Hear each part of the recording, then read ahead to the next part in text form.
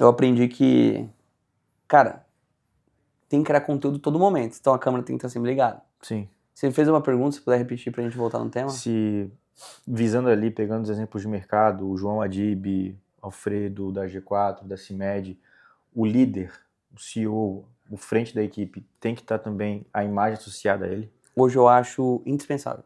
Eu explico por quê. Primeiro critério, que é a questão de gerar uma conexão rápida. Muito mais fácil a gente se conectar com pessoa do que com marca. Então, essa premissa, eu vejo que ela é muito importante.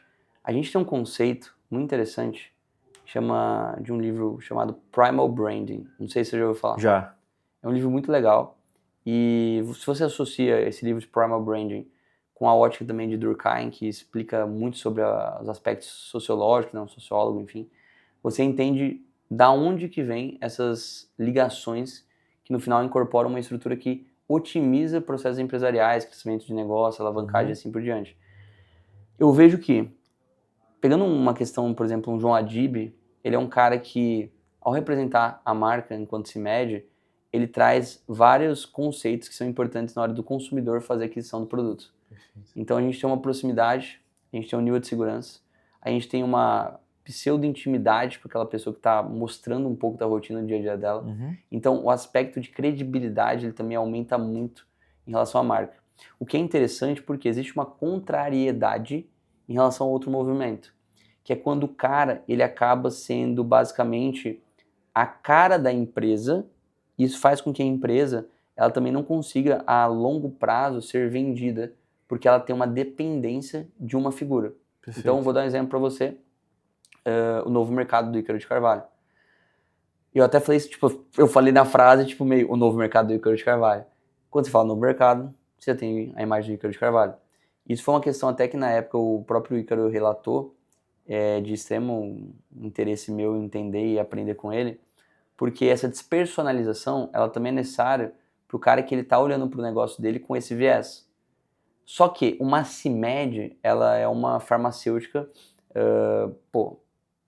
imensa que não necessariamente deixaria, por exemplo, de ser vendida, ter investimento, etc. e tal. Investimento não deixaria, mas ser vendida por conta de estar atrelada à imagem de Adib.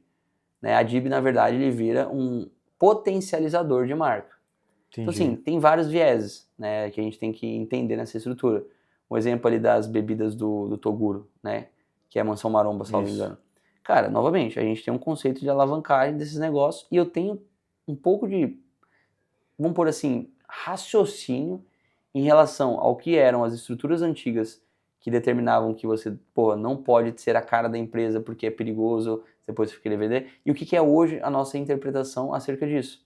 Sabe um movimento legal? Eu tenho um amigo que eu acredito que ele seja bem conhecido e cada vez será mais, que é o Kelvin, é o KB, não sei se você conhece. Você gosta de relógio? Já ouviu falar na Privateer? Ah, claro. O KB, por exemplo, o Kelvin é um conterrâneo também de Campo Grande, né? Hoje mora em São Paulo ali. Dono da New Old inicialmente, eu conheci ele há um longo tempo e a gente fez uma amizade muito bacana, até hoje somos amigos. E o Kelvin, ele é um cara, pô, totalmente disruptivo, né, enfim, e que começou a colocar a cara também à frente de suas marcas. Recentemente, inclusive, ele fez uma aquisição ali, uma participação, né, dentro de um quadro societário da Oakberry, que é De açaí. açaí, etc. Os caras são gigantes, são bizarros. E é interessante, porque assim, você começa a ver, tipo, esse movimento onde você tem um cara que é um empresário fitness, porque, tipo, fitness não no conceito de empreender no fitness necessariamente, né, não é o core business dele, talvez ainda não seja, mas é um cara que ele tem essa mensagem dentro das suas redes sociais. Então ele se alimenta muito bem, ele pratica exercício físico. E esse é um ponto que a gente tem que chamar a atenção, porque a excelência, ela não é seletiva. A forma que você faz uma coisa, você faz todas as outras coisas. Não existe eu sou perfeccionista no trabalho e em casa você não lava nenhuma louça. Não tem nada de perfeccionismo, isso aí é comportamento seletivo. E quando você consegue aplicar as suas valências pessoais e desenvolver uma área, garanto que a grande chance de ter sucesso em outras áreas se torna muito mais fácil. Porque é isso, a excelência ela é aplicada à pessoa, não é aplicada a determinados comportamentos. E aí a gente consegue entender o porquê algumas pessoas têm sucesso em determinadas áreas, tipo física, financeira, estética, enfim. E aí a gente consegue linkar muito com aquilo que tu falou sobre o João Adib. Porra, a imagem do cara também passa segurança, passa credibilidade, aumenta ali a percepção de marca, o valor, o branding, e tudo isso para a marca só se torna cada vez mais viral. Um produto que ele lança, ele abre no Instagram dele, ele abre na marca, ele abre do filho, ele abre, enfim, outras Vira um pessoas. ativo valioso. Exatamente. E assim, o que a gente sente falta hoje, talvez, é essa comunicação de quem faz as coisas acontecer. Por a cara, né? Quem que é esse cara que tá por trás de tudo isso aí? Eu acho que esse é o grande pensamento. E o que você trouxe é bacana, é muito legal mesmo, porque assim, eu brinco às vezes que alta performance é em tudo. Uhum. E eu sei que é difícil, tipo, porra, performar em alta performance em todos os momentos. Mas hoje, cara, da minha rotina pessoal, eu sou um cara que faço uma dieta extremamente contabilizada, né? Porque, inclusive, eu vou competir, você viu? Uhum. É um condicionamento que não esconde que eu tô fazendo dieta, que não esconde que eu tô treinando muito bem, que não esconde que eu tô fazendo meu cardio. Só que, paralelamente a isso, né? As pessoas que estão aqui, inclusive, pô, o Denner tá aqui nos bastidores, me acompanham. É uma rotina que vai das 5 da manhã até, no mínimo, 10 e meia, 11 horas da noite. É saudável? Pô, não. Zero saudável. Até brinco o seguinte, aí você como um pesquisador, cientista e tudo que você se incumbe aí pelos seus estudos, eu digo o seguinte, quero até sua comprovação. Vou começar a falar e comprovar com você, que daí é mais fácil, que você que estuda mais essa parte. Não é que a gente se acostuma, ou meu corpo funciona dormindo 4 horas. Na verdade, a gente se acostuma com o colateral, porque ele não deixa de existir. Perfeitamente. Concorda? E aí existe a compensação energética, cafeína, porque a gente precisa manter um nível basal, que o nosso normal é uma entrega X. E quando decai, mais estimulante. Cara, você acredita que isso é um ponto que eu não sou um cara exagerado em cafeína, como as pessoas imaginam.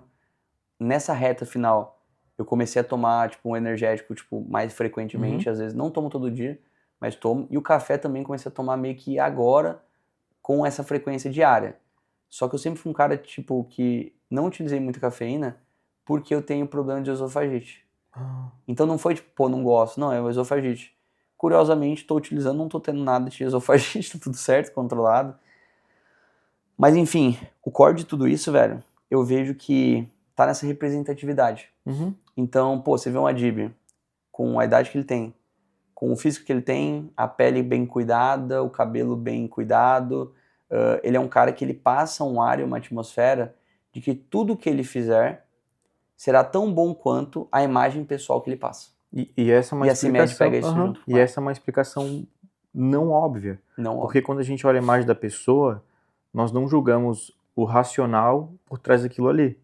O porquê aquilo ali. Claro, o cara tem dinheiro, tem condição de fazer investimento no próprio corpo e físico? Tem, perfeito. Mas quantos multimilionários e bilionários têm a mesma condição, ou muito mais, e não se preocupam com isso?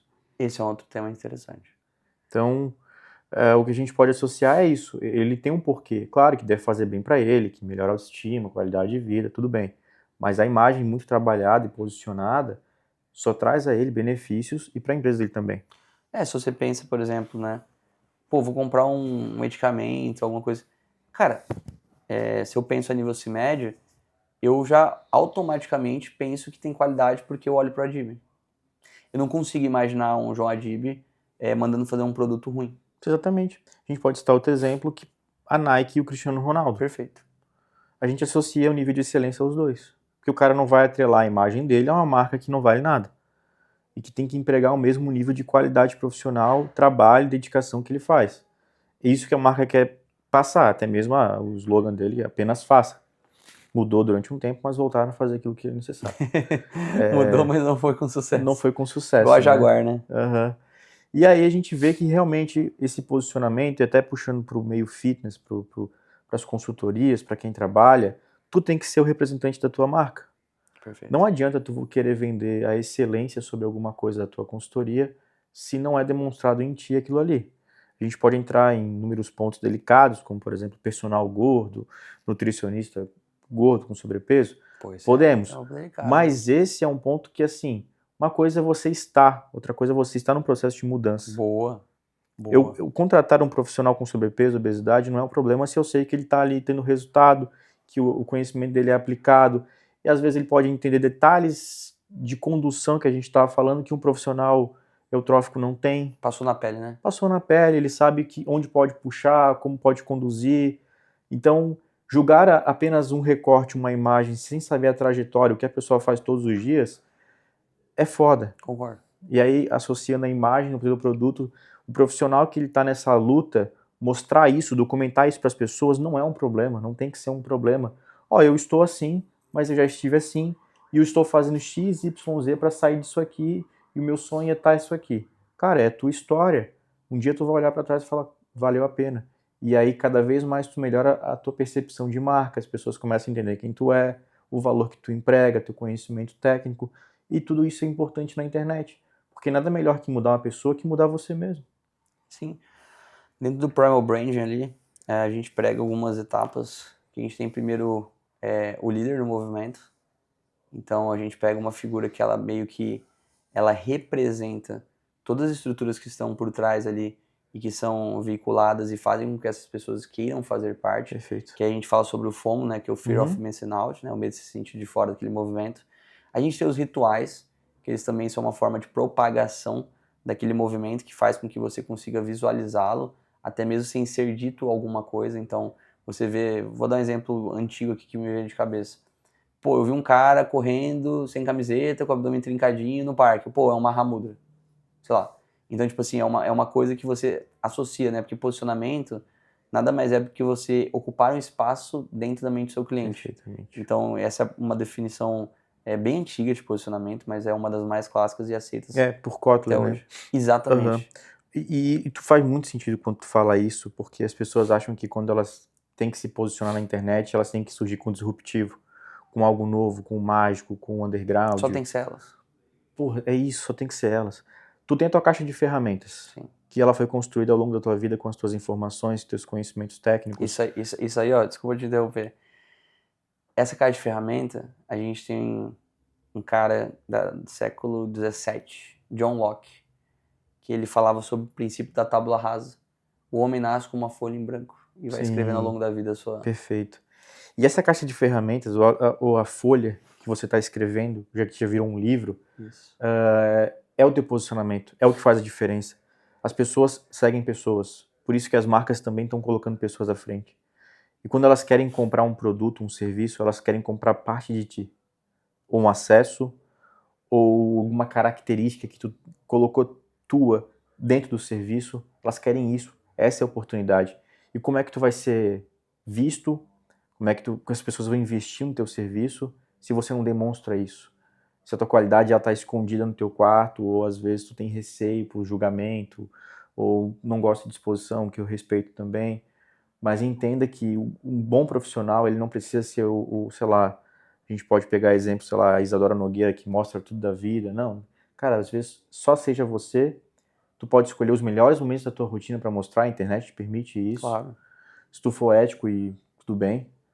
E realmente estimular esse desejo para que as pessoas façam parte da tua comunidade. A grande sacada é essa.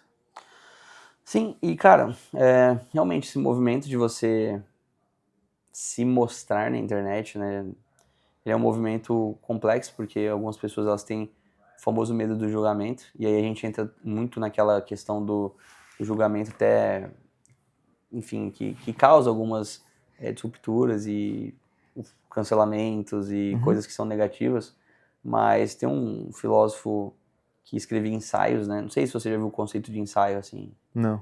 Ensaios são, tipo, velho, uma forma bem esdrúxula de explicar, mas o ensaio é tipo, o cara pega um livro e começa a escrever sobre algo sem compromisso com ninguém a não ser ele mesmo. A gente tem um filósofo chamado Michel de Montaigne, não sei se você já ouviu falar nele, que ele dedicou ali parte da vida a poder escrever acerca dele mesmo. Então ele fez o estudo daquilo que é o mais difícil de nós estudarmos, que somos nós.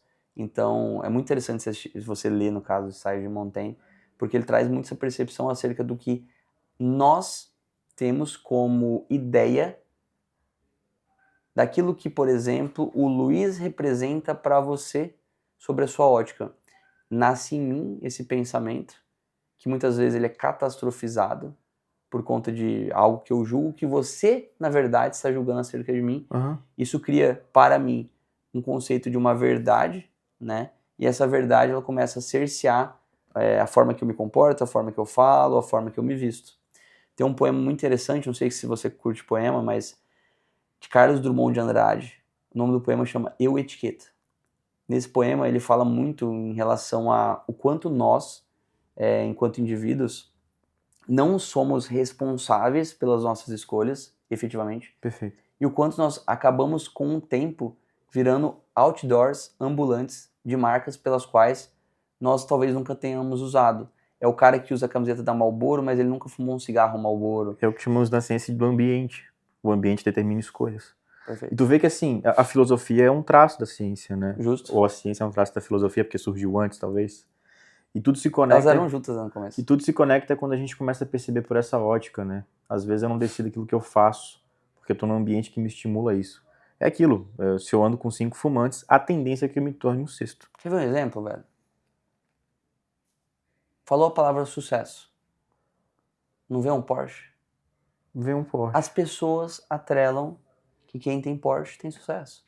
Primeira coisa que o cara faz quando ele tem sucesso nesse conceito material que a gente emprega é comprar o Porsche. E tem gente que fala bem assim, eu vou buscar meu Porsche. Qual que é o ponto? Quantas pessoas realmente gostariam de ter um Porsche? Pô, Luiz, tá de sacanagem, velho. Tipo, não tem como não querer ter um Porsche. Irmão, eu não entendo de carro. Sendo o mais sincero possível contigo. E eu garanto pra você que mais de 90% das pessoas, jovens inclusive, que compram esse Porsche, eles não compram porque eles entendem da mecânica do Porsche, ou o que ele representa, etc. Eles compram por quê? Porque, de fato, é uma mensagem que está sendo enviada por outras pessoas do tipo, velho, eu dei certo, eu tenho sucesso, eu sou foda, e etc. Então a gente para de consumir as coisas de uma forma para nós e começamos a consumir as coisas para os outros. Exato. É bizarro. É aquela velha máxima, se ninguém te visse fazendo isso, te assistisse, tu realmente faria? É uma boa massa. E, cara, eu tomo muito cuidado com isso, porque longe de querer dizer que eu sou isento, eu acho que ninguém é isento, Ninguém é isento. né, de toda essa complexidade. Eu, por exemplo, sou um cara que eu gosto bastante de relógio e, por óbvio, eu fui inicialmente influenciado, como qualquer outra pessoa é influenciada, né, não tem como você não ser influenciado. Só que hoje eu escolho muito bem as influências pelas quais eu dou continuidade. Então, quando eu comecei a ter uma certa influência de querer ver relógios e etc e tal, uma das coisas que foi muito positiva no meu processo foi compreender o que significava e representava aquilo. E quando começou a fazer sentido essa representatividade para o Luiz, eu comecei a virar cada vez mais fã desse universo, né? Então, pô, comecei a estudar em relação a movimento, a mecânica de tudo isso, como que funciona, quais são as histórias, marcas centenárias, comecei a colocar representatividade e simbolismo em relação a, pô, isso daqui vai marcar essa fase, isso aqui. Então, eu fui contando histórias acerca dessas peças, desses itens, dessas, enfim, reservas de valores em alguns momentos também, que é importante citar. E isso foi trazendo para mim lucidez no processo. Então, eu vejo que nós aqui estamos fazendo um vídeo onde talvez você influencie, sem você dizer um A, mas influencie pessoas a fazerem uma tatuagem. Sim. Ou comprar um boné. Ou comprar um boné. Eu coleciono. É loucura. Você O coleciona que pra boné? ti é relógio, comigo é o boné. É o boné. Tenho mais de 70 ali. Caramba, velho. E é justamente isso. Eu tenho um boné que eu só usei uma vez, que foi o nascimento da minha sobrinha. E que tá lá separado num local muito especial. Eu tenho um boné que a minha excelentíssima me deu e eu só uso com ela em determinada situação. Legal. Então se torna um marco da minha história e também uma extensão de quem sou eu. E a história com boné se dá, por exemplo, eu queria muito um boné quando era adolescente, meus pais não tinham condições, enfim. E aí com isso eu cresci tendo essa vontade, hoje eu posso ter qualquer boné que eu quero, tenho que me conter muito para isso. Mas é o que faz realmente o fazer valer a pena. Meu sacrifício é me contemplar no final do mês com um boné. Tipo assim, cara, essa edição aqui eu quero, é especial por isso, por isso, por isso. Foi um mês que me construiu isso. E claro, os objetos, os valores materiais, eles são importantes na construção do ser humano, até determinado momento, eu concordo com isso, porque querendo ou não, pode ser o resultado do sacrifício para alguma coisa. Justo. É olhar para ti e falar, cara, eu trabalhei muito para ter isso aqui. E aí existe a valorização. Só que às vezes o ser humano ele entra naquela de conquistar tanto que perde o valor. Ele olha para um negócio muito foda que, será que realmente isso me faz feliz? Será que realmente é isso que eu quero? E aí entra naquilo que o Luiz falou, que às vezes você não está comprando por você está comprando para mostrar que um status, que aquilo ali deu certo para ti. Para que as pessoas te enxerguem que realmente, olha, ele deu certo porque ele tem isso. E para ti, faz valer a pena? Faz sentido? Acho que no final das contas tem que se questionar muito sobre isso. Aí vem o vazio, que é a ausência de valor real em relação àquilo pelo qual você tentava justificar por seus meios, que significava alguma coisa quando no final não significava Exatamente. absolutamente nada. A ânsia de querer, o tédio de ter conquistado. Eu até de possuir, exatamente. Cara, perfeito. Bom, pessoal, eu acho que a gente conseguiu pegar um insight valioso, por isso que eu acho que a gente tem que sempre estar filmando. A maioria das pessoas hoje, elas acabam sendo seduzidas e conduzidas por conta disso. Eu acho que é um movimento que eu não consigo ver ele cessando, porque a gente fala até a nível de mercado. Uhum. A economia estimula isso, né? Nosso Sim. sistema econômico estimula isso. Então não há como a gente se livrar. Mas o que eu digo é, a gente pode saber usar de forma consciente. Uhum. Então um exemplo clássico disso é a própria IA. Muita gente tem medo, tipo, eu vou perder meu serviço por conta que a IA chegou.